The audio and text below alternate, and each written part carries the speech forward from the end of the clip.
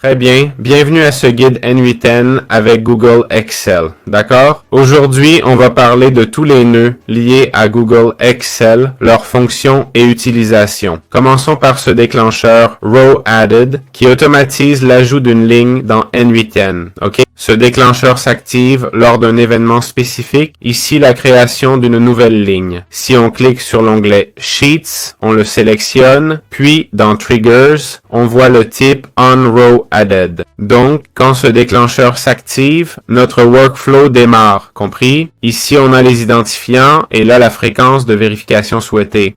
C'est important car si on va dans notre espace perso ou qu'on l'active, tant que le serveur est ouvert ou que le projet est dans le cloud, ça vérifiera chaque minute ou heure si la liste ou la file de documents a été mise à jour. OK? Ensuite, on choisirait quel document on veut consulter, d'accord? Et quelle liste ou quelle page du document. Et ici, on a les paramètres, n'est-ce pas? Ouvrir le déclencheur quand on ajoute une ligne, quand on met à jour ou quand on ajoute ou met à jour. On peut ajouter différentes options, ok? Comme mettre un rendu de valeur qui détermine comment la valeur sera rendue dans la sortie, d'accord? Si informé, formaté ou via des formules. Bon, ça dépend du type d'info qu'on essaie d'exporter. Par exemple, si on choisit formule, vous savez qu'il y a des formules dans Google Sheets, non? Ici, ça indique que la valeur ne sera pas calculée, mais le résultat sera directement la formule. Si on met formaté, les valeurs seront formatées et calculées selon la cellule, d'accord? Basées sur la cellule elle-même, en fait. Ensuite, on a l'option Data Location and Sheet, ok? Ça sert à définir la plage où on vérifie qu'une ligne est mise à jour, compris? Ou qu'une ligne est ajoutée. Donc ici, on mettrait la plage si on veut la limiter. Enfin, le Date Time Render, d'accord? Là, on va déterminer comment les dates doivent être affichées, ok? Si on veut un numéro de série ou le format du nombre lui-même, compris? Et voilà, on a vu tout ce qui concerne le déclencheur Google Sheets. Comment mettre à jour des processus dans N8N lorsqu'une table Google Sheets est modifiée? Cela se fait essentiellement via un déclencheur ou en mode normal, surtout via un déclencheur car au final cela exécute un espace de travail. On peut aussi mettre à jour la table, mais ce n'est pas pareil que vérifier constamment les mises à jour. Voici notre déclencheur, ok? On sélectionne nos identifiants et on indique la fréquence de vérification, par exemple chaque heure, d'accord? On peut aussi préciser les minutes si on veut. On peut même ajouter une heure de début, ok? Pour que la mise à jour se fasse à un horaire précis, que la vérification se fasse, à une heure précise. Donc, pour les documents, on sélectionnerait celui qu'on veut dans la liste, on choisirait la page du document et ici, il est dit, le déclencheur s'exécute quand une ligne est mise à jour, d'accord? Inclure dans la sortie la nouvelle version, l'ancienne ou les deux. Et ça veut dire quoi?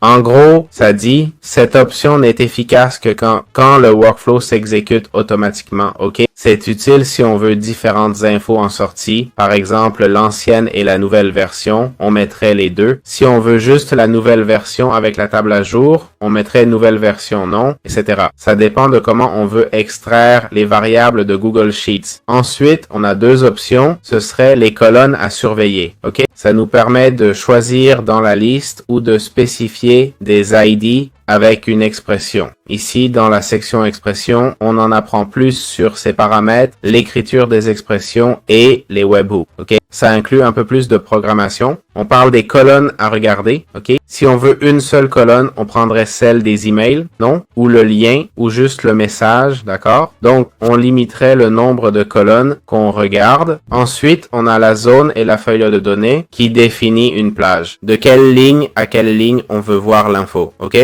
On examine cette plage, pas toute la page qui nous intéresse, pas forcément.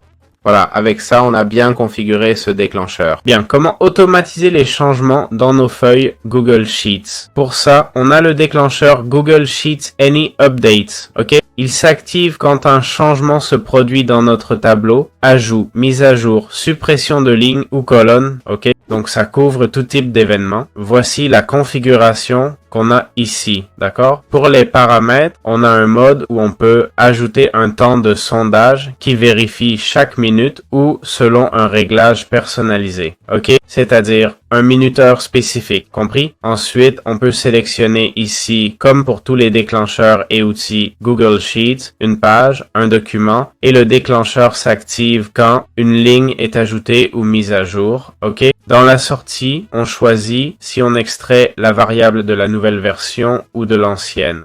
Si on met à jour ou obtient de nouvelles infos, on prend la nouvelle version ou les deux, ok? Ensuite, on a les options pour configurer les colonnes qu'on veut voir. On peut choisir de voir que les colonnes A, B et C, comme l'email, le lien et l'objet, non? Par exemple. Enfin, on a la config de localisation des données où on limite la zone à vérifier dans Google Sheets. Voilà, on a expliqué tous les déclencheurs.